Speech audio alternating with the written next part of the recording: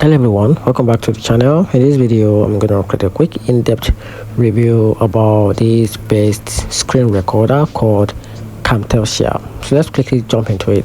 Camtasia in 2025 still one of the best all-in-one tools for screen recording and video editing.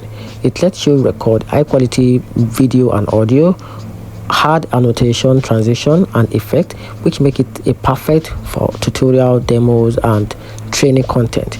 The pros are its rich editing features, professional, polished and easy of use even for beginners who want powerful results without juggling multiple apps. On the flip side, Camtasia is pricey compared to lighter screen recorder. It can be, resource heavy sometimes, lagging or crashing on less powerful machine. Branding large projects takes time and there is no true free plan, only a limited trial. So if you want something simple and fast, this might feel like overkill, but for professional it's hard to beat.